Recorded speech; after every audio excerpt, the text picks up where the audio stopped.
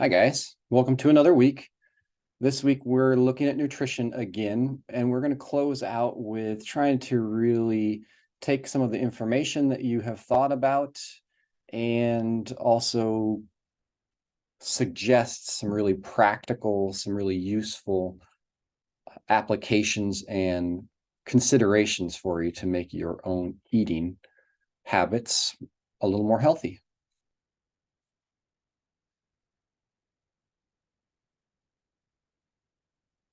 So before we start with some of those suggestions, some of those specific suggestions, there's a couple of terms that I want to make sure that we highlight. These do show up as one of your quiz questions, so you'll want to pay attention to the distinctions here. But I want to make a distinction between hunger and appetite and also define what the term satiety means. So hunger is an actual need from our body. It's a physiological response, and it is a stimulus or a sensation based off of your body's need to have more fuel, need to get in more calories. Appetite's different from hunger, though. Appetite is something that is psychological in nature.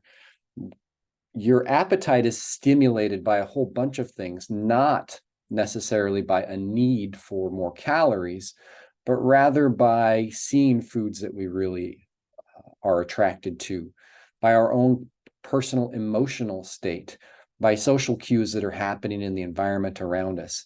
So there's a number of different variables that really influence our appetite and often encourage us to consume more calories than we need, because it's not a sense of hunger we're feeling, it's a sense more of desire. Satiety is the next term that you see on there. Satiety is a term that refers to your sensation of feeling full, your sensation of not feeling hungry. There's a few ways that can be helpful in trying to encourage your own and pay attention to your own sense of satiety or your feeling of fullness. The first is just to eat a really diverse meals. That your snacks and your meals should have all of the major macronutrients that we've talked about, and that you should have a wide variety of different food sources throughout your day. You may or may not have heard in the past that it actually takes between 15 or 20 minutes for your bodies to kind of feel this sense of fullness or this sense of satiety. So it is not an instantaneous, it's not as if as we are consuming food and food goes down into our stomach, that our stomach is paying attention to how many calories we've eaten and then says, okay, well, that's it, I'm done. Instead, there's a complex interaction of neural response as well as some of the psychological components that feed into when you feel full. And it can take as much as 15 or 20 minutes for your body to actually feel full. That's why you've probably heard recommendations in the past that eat slowly, pay attention to the way you feel, pay attention to the food as you're eating it. This concept of mindful eating is this idea of, I want to really enjoy my food. I don't want to just be mindlessly eating. I want to be mindfully eating. And that means that I'm paying attention to the texture. I'm paying attention to the flavor. I'm paying attention to the experience. And I'm savoring that, meaning that I'm going slowly through my meal. And that gives me time then, that once I have reached this state of fullness, that I don't continue to eat excessively beyond when I was actually full. You may have had the experience where you've eaten so much that you feel really over full afterwards, and you're like, I can't believe I ate that much. Well, mindful eating is a practice that's designed to try and help everyone avoid that, and to pay close attention to when they do feel full, so you can just enjoy the experience of eating but not overeat. Now, there's some challenges we definitely face when it comes to thinking about eating. One of the things that culturally we are experiencing more and more is just a lack of cooking skills, and that we just don't live in environments, especially if you're living on campus and in dorms, you may not feel like you live in environments that really promote cooking your own meals.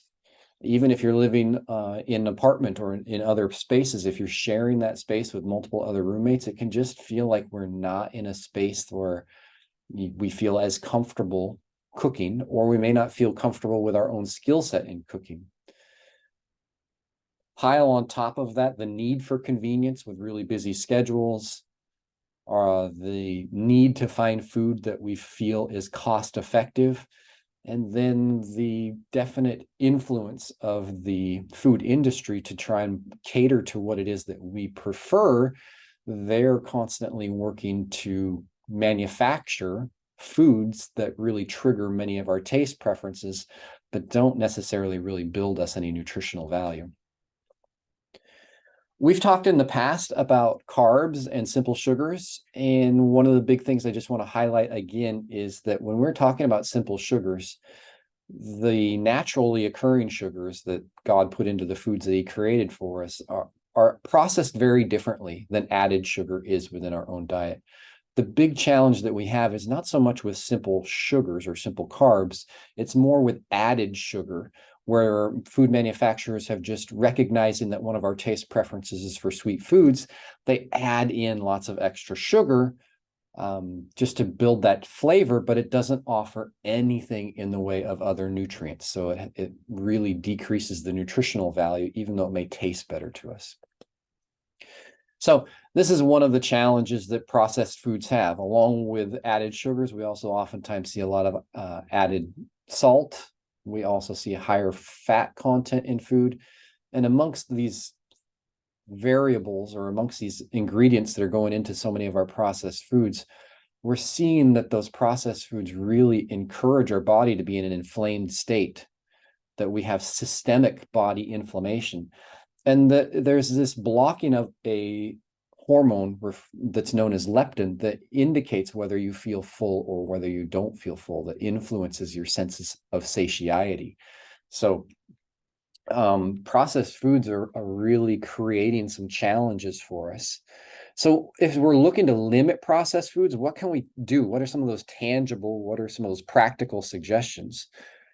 Well, first off, if you're looking at snacks, which is one of the places where we get some of our most processed foods, our chips and the other snacks from cookies and candy and things like that, some of those are some of our most highly processed foods. We can help to reduce the consumption of those by really being intentional about focusing on eating our own fruits and vegetables.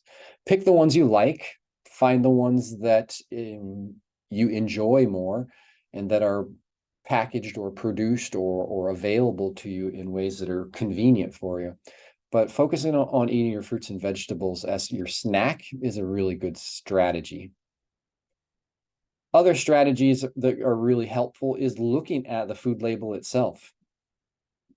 Being able to look at that food label and identify if it's got a lot of salt in it, if it's got a lot of added sugar in it, if it is the ingredients label shows that it's mostly processed or chemicals that you're seeing there instead of whole food ingredients, then we want to limit those processed selections. We want to pick things that have more natural ingredients that we're familiar with.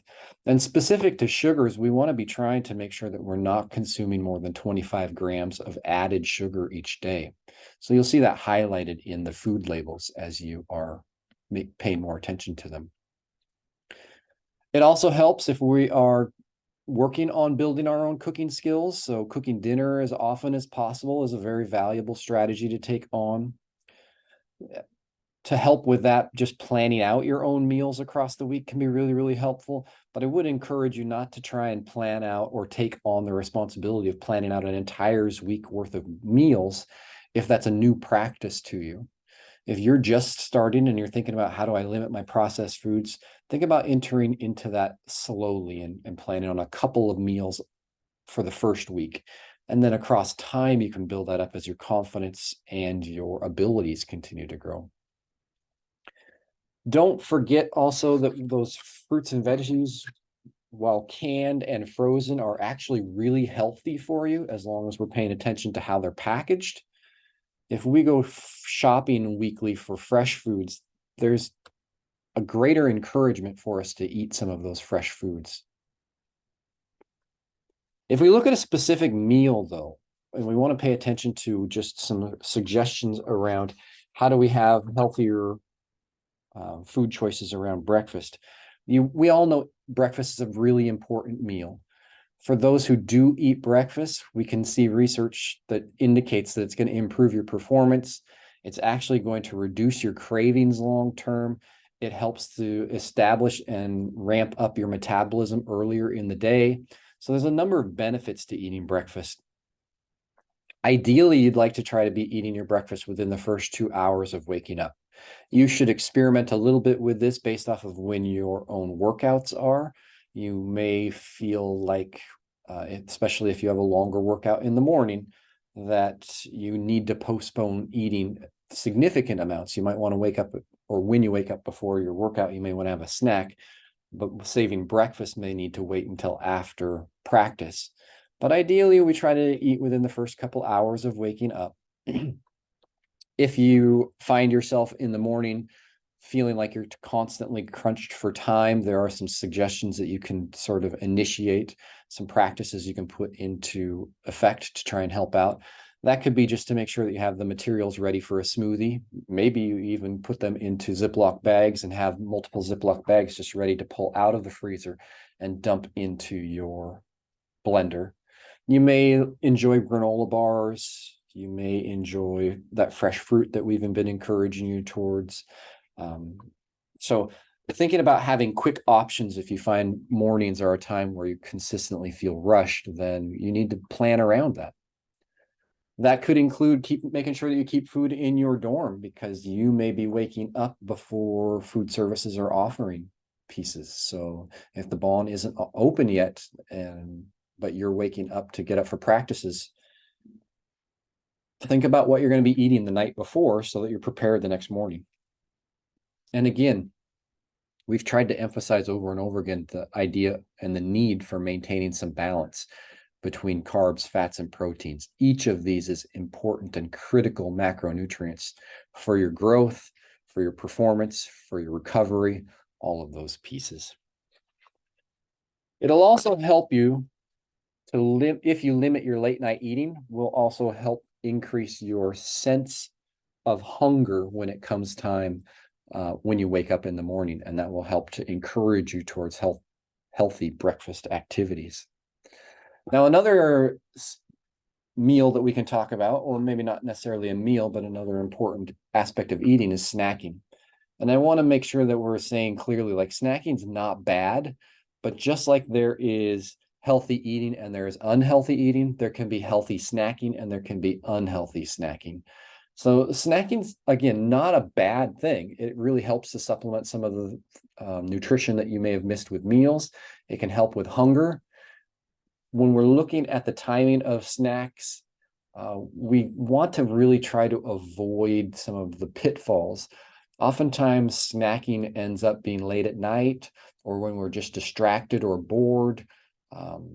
And those are individual times where we have a tendency to significantly overeat calories beyond what we need. And oftentimes we're selecting snack products that aren't in that healthy snacking range. They're more in the unhealthy snacking range.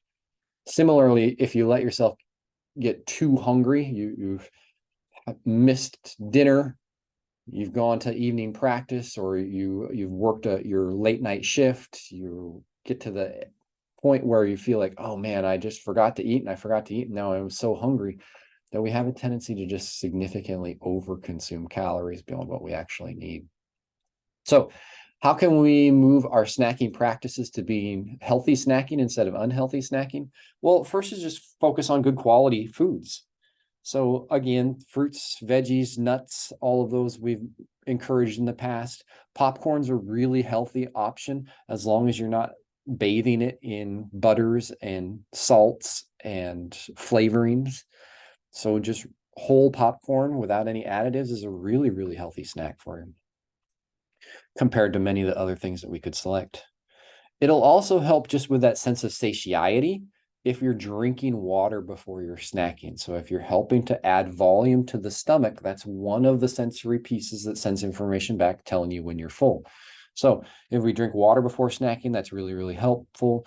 It also can be incredibly helpful to sort of ration out or to purchase our snacks in really individualized portions instead of a gigantic bag that we're dipping into or grabbing snacks from.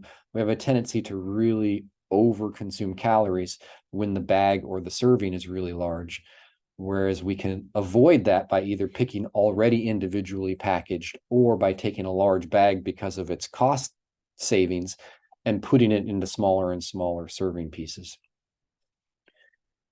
Knowing when you're hungry versus when your appetite's just been queued up is helpful.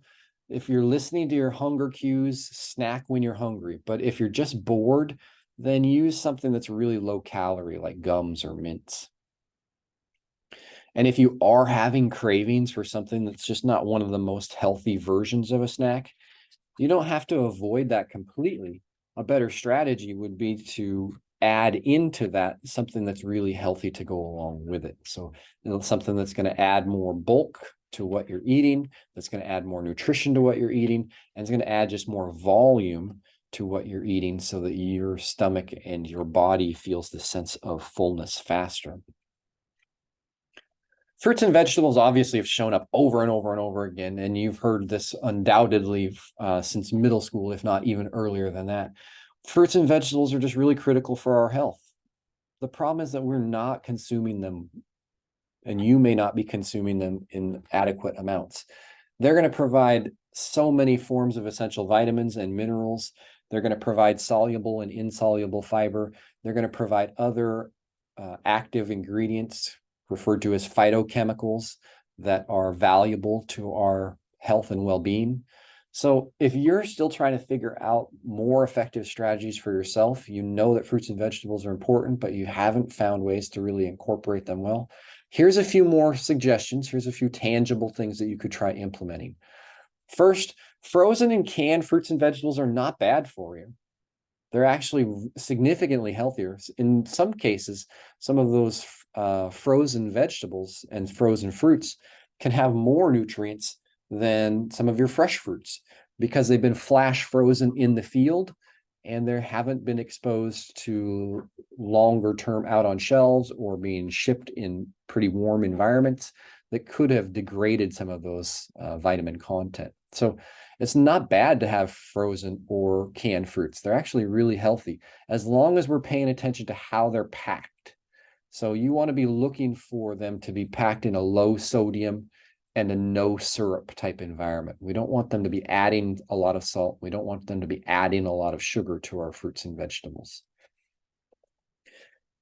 Instead of just picking fruits and vegetables to be on their own, picking foods that already have vegetables added into them is another way to get vegetables into your diet. So if you are eating out, selecting foods that have vegetables as a component within theirs, with your stir fries or whatever it may be, one of your personal dietary preferences, one of the things that triggers your appetite.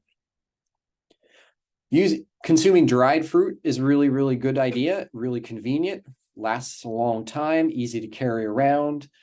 The challenge is you want to make sure that if you are selecting dried fruit, that you're trying to select fruits that haven't had sugar added to them. So many of our packaged dried fruits are not just dried, they've also had syrups added before going through the drying process, or the exterior portion, they've just been dipped in sugar to make them even more flavorful for you. That's not really helpful for you, though. Keeping your fruits and veggies in plain sight, just so that you continue to snack on them as you see them, that will help to avoid some of those times where you get to a point of just your appetite being triggered because you're bored later at night. And if you've already got food in your system and you're already feeling a sense of fullness, then you're not going to be triggered to snack as frequently, and you're going to be consuming much healthier foods if you just keep those fruits and vegetables in spaces that you constantly see them. So if you are ordering, whether this is at a restaurant or whether you're ordering a grocery order from the store to be packaged for you, think about adding fruits and vegetables to your order every time. Lastly, it could be a really, really helpful strategy to make sure that you eat your fruits and veggies first. Many of us know we're supposed to be eating fruits and vegetables. Oftentimes we'll even put it on our plate, but then we'll turn to the other portions of our meal that we enjoy more, or that we're more used to eating first, at least. And then we get to the end of the meal, start to feel full, and never have consumed much of our fruits or vegetables, and instead have consumed oftentimes more starches and oftentimes more proteins with higher likelihood of saturated fats. Another big challenge for us in our current culture is that we have a tendency to be drinking our calories pretty significantly.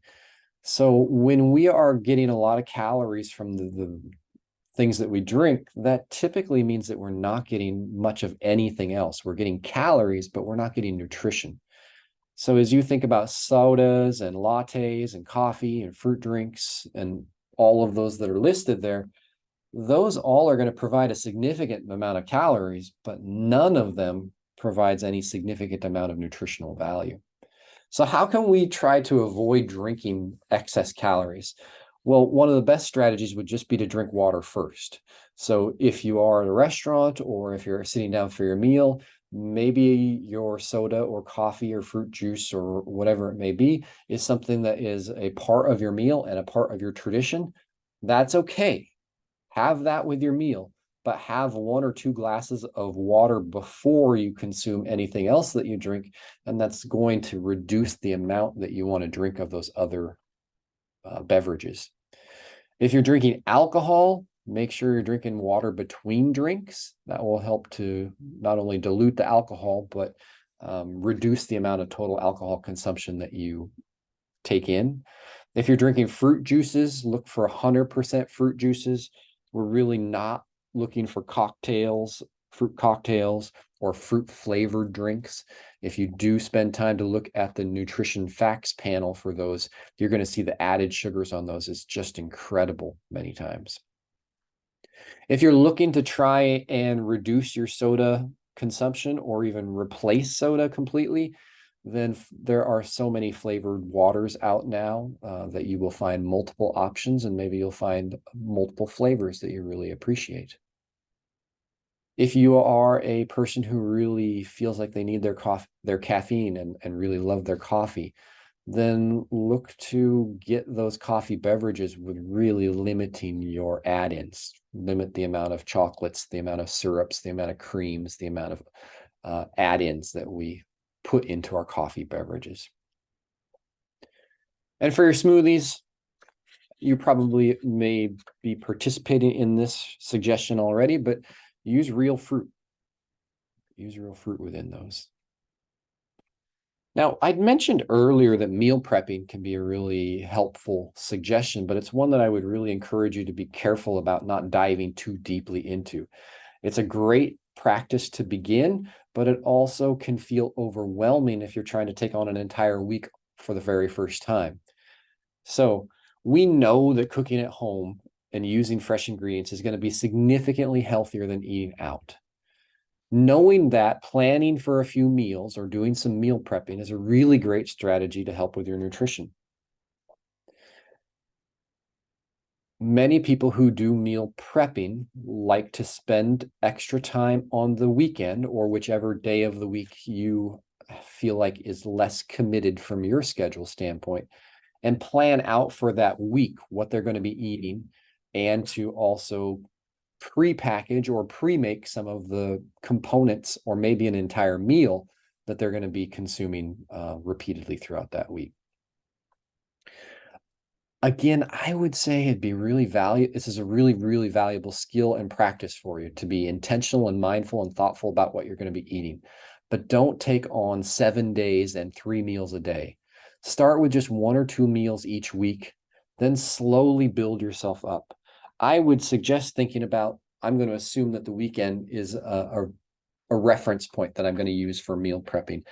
If it's the weekend and you're thinking about the upcoming week, think about just what am I going to have for breakfast on Monday and Tuesday, and just plan out those 2 days and know that you're making a helpful and healthy improvement in your own eating patterns.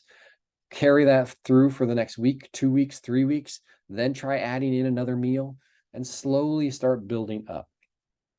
if you know that your schedule is just incredibly busy on a couple of days, maybe Tuesdays and Thursdays are days where your class schedule is just crammed, you have practice afterwards, or you have your part-time job or your full-time job that's afterwards, and you know that you just have consistently gotten to the point where you're driving home, it's late at night, you haven't eaten, you're over hungry, and you just recognize for yourself, this is one of the times when I almost always stop to get something to eat, some fast food. Maybe it's those 2 nights. Maybe it's that Tuesday and Thursday dinner that you're going to plan out. But try to just limit it to 1 or 2 meals per week at the beginning and build up from there. Other suggestions that are really helpful a lot of times is just to make sure that your breakfast and your lunch are really, really easy. Either they're pre-made or they are something that is a grab and go, but is a healthy grab and go. And then think about, okay, I want to actually make my own dinner. I want to cook my own dinner. Many times meal preppers will identify 1 or 2 meals that they're going to create, and then they're going to have that dish, that meal, multiple times throughout the week. So you may be making several meals worth of food on the weekend, and maybe you're having a soup that you've created that you're going to have for lunch on 3 days that week, and you have another meal that you've created that you're going to have for dinner 2 nights that week or something. And that way you're only making the meal, each of those 2 meals once, but you're being able to gain the benefits of that healthy eating multiple times throughout the week. It's also really helpful and healthy for you to use your leftovers as much as possible. This is presuming that your leftovers, or this is working off the assumption that your leftovers are your homemade foods, not your pre-processed stuff that you've gotten from a fast food restaurant. And the more that you can use up the food in your fridge before you go shopping, the better off of a suggestion you're going to see from there. When we do go grocery shopping, some of the suggestions that you would have to make sure that you're not impulse buying is just make a list before you go. You probably have heard recommendations about avoiding the middle of the store and trying to shop on the outsides. That's where you're going to find the fresh bakery. That's where you're going to find the meats and cheeses. That's where you're going to find fish, and more often you're going to, and that's where you're going to find the fruits and veggies as well. So if you're sticking to those whole food areas on the outside of the store, you're going to get fewer and fewer of the processed, pre-packaged things that sit on a shelf on the inside of the store. So thinking about those snacks, try to keep those snacks to less than or around 250 calories. We want to watch that added sugar. So again, pay attention to the added sugar that's in there. And if we can increase our fiber content with any of those snacks, that's going to be a very helpful thing for our digestion and our sense of fullness, that satiety. Those things can happen really easily if we're looking to snack off of things like fruits, granola bars, some trail mixes are much heavier in sugars than others, including veggies as your snack. All of those are going to make those pieces much easier to accomplish. When we're looking at adding in and purchasing meat from the grocery store, look to get cold water fish, salmon, those things that are going to provide some of those omega-3s that are really, really important to us. Getting your lean beef or your poultry, all of those are going to be significantly better suggestions than purchasing your diced or your sliced rather deli meats, getting your salamis or your pepperonis. Trying to avoid those processed meats is one of the other pieces that we're looking for when we are selecting our meat products. So if you have to cook it, that's probably a good solution. If you just have to unwrap it, it's probably not as healthy a solution. When it comes to produce, try to get in the habit of buying at least once a week so that you have fresh produce on hand, and that it is enough that you're constantly seeing it and it's visible, but not so much that it's spoiling and you're feeling like you've wasted. When you're looking at grains, remember our whole grains are an important label that we're looking for. We're trying to find things that have much higher fiber content, which is why we're looking for whole grains, and we're looking for things that have low added sugar. Again, with our dairy, we're looking for those low sugars suggestions. So hopefully out of all of this, you hear some things that you can think to yourself, like, I can actually implement that. I can try that out for the next 2 or 3 or 4 weeks. I can improve my diet in ways that are important to me by doing X, Y, or Z. Thanks for being here. I hope you have a great rest of the week, and we'll see you next week.